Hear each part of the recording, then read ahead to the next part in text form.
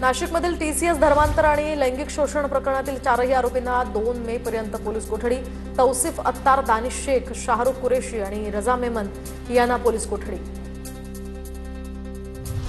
कायद्याचा गैरवापर केल्याचा आरोप करत जैन सदावर्ते विरोधात बार काउन्सिलकडे तक्रार। भाजपच्या मोर्चामध्ये गिरीश महाजनांवर संताप व्यक्त करणाऱ्या महिलेविरोधात जैन सदावर्तेची तक्रार होती। दरम्यान ही मागणी कायद्याच्या चौकटीतली नाही असा दावा तक्रारदारानं केलाय। पत्राचाळ रहिवाशांना म्हाडाकडून 10% भाडेवाढ देण्याचा निर्णय। इमारतीची आणि घरांची दुरुस्ती करून देण्याचेही म्हाडाला निर्देश। पत्राचाळ परिसरामध्ये म्हाडाच्या माध्यमातून उभारले जाणार घरं। पुण्याच्या देहू रोड परिसरातील गोळीबारात एकाचा मृत्यू। जवाहरलाल नेहरू मंगल कार्यालयाजवळ भाजप कार्यकर्ते रमेश रेड्डींवर अज्ञातांनी गोळी झाडली। 2 संशयित या प्रकरणी ताब्यात।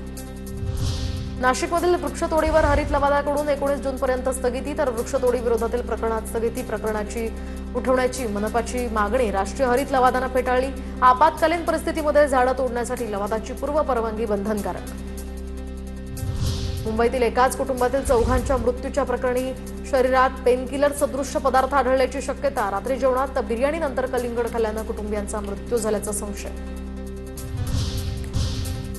जळगावच्या सराफा बाजारामध्ये सोन्याच्या दरात सलग 3 दिवसांपासून घसरण, तर आज सोन्याच्या दरात पुन्हा 500 रुपयांची घसरण। सोन्याचा दर जीएसटीसह आता 1,53,470 रुपये, तर चांदीच्या दरात आज 1,000ची वाढ। चांदीचे दर आता जीएसटीसह 2,50,290 रुपयांवर। कल्याण रेल्वे स्थानकावर आरपीएफ जवानाच्या सतर्कतेमुळे आईसह बाळाला जीवनदान। धावत्या ट्रेनमधून उतरताना प्लॅटफॉर्मवर पडणाऱ्या आई आणि बाळाला जवानानं वाचवलं। आरपीएफ जवानाच्या प्रसंगावधानामुळे मोठा अनर्थ टळलाय। आणि आता उकाडा वाढलेला आहे, त्यामुळे सध्या महाराष्ट्रामध्ये अनेक ठिकाणी तापमान वर गेलेलं आहे। कुठे कशी परिस्थिती आहे पाहूयात। राज्यात उष्माघाताचा धोका वाढला। 1 मार्च ते 20 एप्रिल दरम्यान राज्यभरात 39 उष्माघात रुग्णांची नोंद। अकोल्यामध्ये 11, नंदुरबारमध्ये 6, तर रत्नागिरीत 5 असे रुग्ण आढळले। सर्वाधिक उष्माघाताची प्रकरणं या ठिकाणी आढळली आहेत।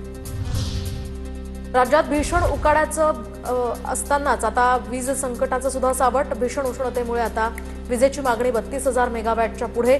पाण्याअभावी उत्पादनात मोठी घट झाल्यानं राज्यामध्ये वीज संकटाची चाहूल। राज्यात उष्माघाताचा धोका वाढला। 1 मार्च ते 20 एप्रिल दरम्यान राज्यभरात 39 उष्माघात रुग्णांची नोंद। अकोल्यामध्ये 11, नंदुरबारमध्ये 6 आणि रत्नागिरीत 5 अशी ही प्रकरणं समोर। पुण्यात तापमानाचा कहर सुरूच। पुण्यातील लोहगाव परिसरामध्ये 42.3 अंश सेल्सिअस तापमानाची नोंद, तर कोरेगाव परिसरात 40.1 इतक्या तापमानाची नोंद झाली आहे। नागपुरात नगर परिषद क्षेत्रामध्ये सुद्धा हीट ऍक्शन प्लॅन लागू। दुपारी उन्हाच्या वेळी मद्यपान न करण्याच्या सूचना, चहा न घेण्याचंही आवाहन, तर उन्हात स्वयंपाक न करण्याचाही सल्ला। गोंदिया जिल्ह्यामध्ये उष्णतेचा कहर। गोंदियामध्ये तापमानाचा पारा 42 अंशांवर।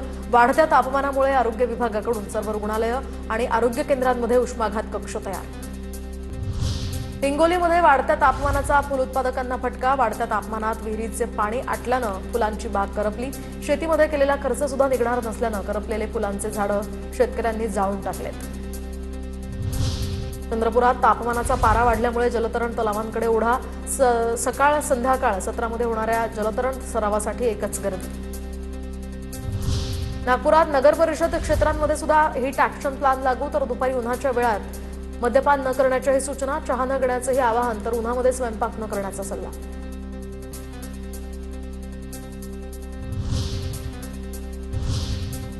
तर या तापमानासंदर्भातल्या आणखी काही महत्त्वाच्या घडामोडी पाहूयात। अहिल्यानगरमध्ये तापमान 42 अंशांवर। उन्हामुळे शिर्डीत भाविकांची गर्दी घटली। भाविकांना उष्णतेपासून दिलासा मिळावा यासाठी साईबाबा संस्थांच्या वतीनं विविध उपाययोजना। रायगडच्या माणगावमध्ये तापमानाचा पारा 41 अंशांवर गेला। कडाक्याच्या उन्हामुळे नागरिक हैराण। उन्हाच्या तडाख्यात पाणी बॉटल विक्रेत्यांना अच्छे दिन। राज्यात उन्हाचा कडाका वाढला असून जळगावमध्ये तापमान 46 अंशांवर। वाढत्या तापमानाच्या पार्श्वभूमीवर मुक्ताईनगरमध्ये 8 खाटांचं सुसज्ज उष्माघाती कक्ष स्थापन, तर नागरिकांनी घराबाहेर न पडण्याचंही आवाहन। जळगावच्या चाळीसगावमध्ये तापमानाचा पारा 42 अंशांवर स्थिर, तर उष्णतेची लाट आणखी तीव्र होण्याचा अंदाज। प्रशासनाकडून नागरिकांना सतर्क राहण्याचं आवाहन। वर्धा जिल्ह्यात उष्णतेच्या झळा कायम। उन्हाच्या तीव्र झळांमुळे नागरिक त्रस्त। वाढत्या तापमानाचा जनजीवनावर परिणाम। धुळे शहरामध्ये तापमानाचा पारा 43.5 अंशांवर. तापमानात मोठी वाढ. वाढलेल्या तापमानामुळे मुख्य बाजारपेठ असलेल्या आग्रा रोडवर शुकशुकाट. गडचिरोलीमध्ये तापमानाचा पारा 42.9 अंशांवर. तर तापमान वाढीचा बाजारपेठांवर परिणाम. दुपारच्या वेळेत नागरिकांनी बाहेर पडू नये, प्रशासनाचं आवाहन. पनवेलमध्ये कडाक्याच्या उन्हामुळे आरोग्याचा धोका वाढला. घराबाहेर पडताना नागरिकांनी काळजी घ्यावी. पनवेल पालिकेच्या आरोग्य विभागाकडून नागरिकांना सूचना. नांदेडमध्ये सुद्धा तापमान चांगलंच वाढलं आहे. जिल्ह्यात तापमानाचा पारा 43च्या वर. वाढत्या तापमानाचा फळबागांनाही फटका. त्यामुळे केळीची पिकं करपू लागली आहेत. शेतकरी संकटात.